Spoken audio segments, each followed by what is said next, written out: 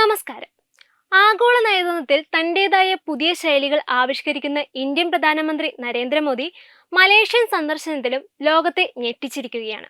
2 ദിവസത്തെ ഔദ്യോഗിക സന്ദർശനത്തിനായി എത്തിയ മോദിയെ സ്വീകരിക്കുവാൻ പ്രോട്ടോകോൾ ലംഘിച്ച് മലേഷ്യൻ പ്രധാനമന്ത്രി അൻവർ ഇബ്രാഹിം വിമാനത്താവളത്തിൽ നേരിട്ടെത്തുക മാത്രമല്ല, ഇരുവരും ഒരേ കാറിൽ സഞ്ചരിച്ച് കാർ നയതന്ത്രത്തിന്റെ പുതിയ അധ്യായം കുറിക്കുകയും ചെയ്തു. വിമാനത്താവളത്തിൽ നിന്നും താമസ സ്ഥലത്തേക്കുള്ള ഈ യാത്ര ലോകം കണ്ടത് കേവലം ഒരു വാഹനയാത്രയല്ല, മറിച്ച് ഇന്ത്യയും മലേഷ്യയും തമ്മിലുള്ള ആഴത്തിലുള്ള ഹൃദയത്തിന്റെ ദൃഢതയാണ്. അനൗപചാരിക ചർച്ചകൾക്കായി ഒരേ കാറിലുള്ള യാത്രകൾ എപ്രകാരം പ്രയോജനപ്പെടുത്താമെന്ന് ലോകത്തിന് കാട്ടിക്കൊടുക്കുന്ന മോദിയുടെ ഈ ശൈലി ഇതിനോടകം വലിയ ചർച്ചയായിട്ടുണ്ട്.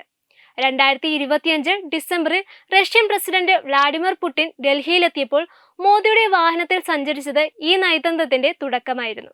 പിന്നീട് ഷാങ്ഹായ് ഉച്ചകോടിക്കിടെ ചൈനയിൽ വെച്ചും പുടിൻ മോദിക്കായി കാറിൽ കാത്തിരുന്നതും ഒരേ വാഹനത്തിൽ സഞ്ചരിച്ചതും വാർത്തയായിരുന്നു. ബ്രിട്ടീഷ് പ്രധാനമന്ത്രി Keir Starmer, German chancellor Friedrich Merz എന്നിവരുടെ സന്ദർശന വേളയിലും മോദി ഈ കാർ നയതന്ത്രം ആവർത്തിച്ചു.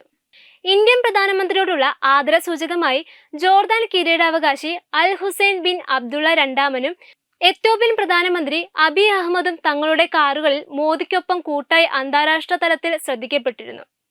UAE ഭരണാധികാരി ഷെയ്ഖ് മുഹമ്മദ് ബിൻ സയാദ് അൽ നഹ്യാന്റെ ഇന്ത്യ സന്ദർശന വേളയിലും മോദി വിമാനത്താവളത്തിൽ നേരിട്ടെത്തി ഇതേ മാതൃക പിന്തുടർന്നിരുന്നു. ഇന്ത്യയും മലേഷ്യയും തമ്മിലുള്ള സാംസ്കാരികവും സാമ്പത്തികവുമായ ബന്ധം കൂടുതൽ ആഴത്തിലാക്കുവാൻ അൻവർ ഇബ്രാഹിമുമായുള്ള ഈ കൂടിക്കാഴ്ചയും യാത്രയും വഴിയൊരുക്കുമെന്നത് ഉറപ്പാണ്. നയതന്ത്ര ബന്ധങ്ങൾക്ക് അപ്പുറം വ്യക്തിപരമായ ഊഷ്മളതയ്ക്കും മോദി നൽകുന്ന പ്രാധാന്യമാണ് ഓരോ വിദേശ സന്ദർശനങ്ങളിലും ഇത്തരത്തിൽ പ്രതിഫലിക്കുന്നത്. പ്രധാനമന്ത്രി മോദിയുടെ മലേഷ്യയിലേക്കുള്ള ഔദ്യോഗിക സന്ദർശനത്തിന്റെ 2ാം ദിവസം ഇരു രാജ്യങ്ങളും നിരവധി കരാറുകളിൽ ഒപ്പുവെച്ചു.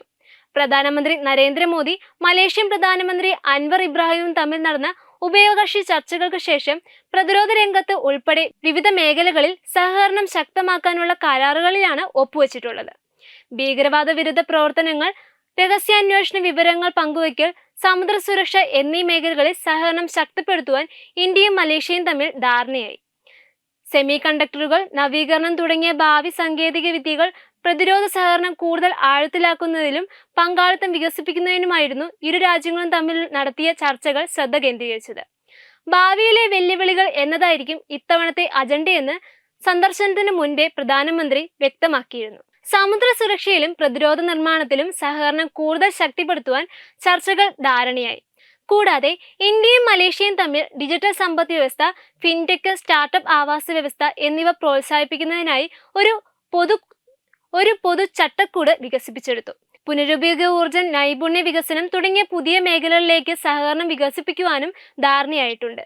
സമുദ്ര സുരക്ഷയിലും പ്രതിരോധ നിർമ്മാണത്തിലും സഹകരണം കൂടുതൽ ശക്തിപ്പെടുത്തുവാനും ധാരണയായി. ന്യൂസ് ഡെസ്ക് തത്തുമൈ news. Brought you by Kerala AIDS control society. HIV AIDS സംബന്ധമായ സംശയങ്ങൾക്ക് 1097 എന്ന 24 മണിക്കൂറും പ്രവർത്തിക്കുന്ന ടോൾ ഫ്രീ നമ്പറിലേക്ക് വിളിക്കുക. വാട്സാപ്പിലും ഫേസ്ബുക്കിലും ഒക്കെ സ്റ്റാറ്റസ് അപ്ഡേറ്റ് ചെയ്യാറുണ്ടല്ലോ. HIV സ്റ്റാറ്റസോ HIV പിടിപെടാനുള്ള സാഹചര്യങ്ങളിൽ കൂടി അറിഞ്ഞോ അറിയാതെയോ കടന്നു പോയിട്ടുണ്ടാവാം. എന്ത് തന്നെയായാലും മുൻകൂട്ടി പരിശോധിച്ച് HIV സ്റ്റാറ്റസ് അറിയൂ.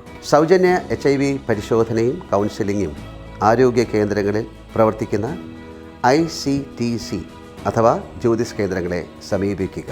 നിങ്ങളുടെ സ്റ്റാറ്റസ് എന്തായാലും വിവരങ്ങൾ രഹസ്യമായി സൂക്ഷിക്കുന്നതായിരിക്കും.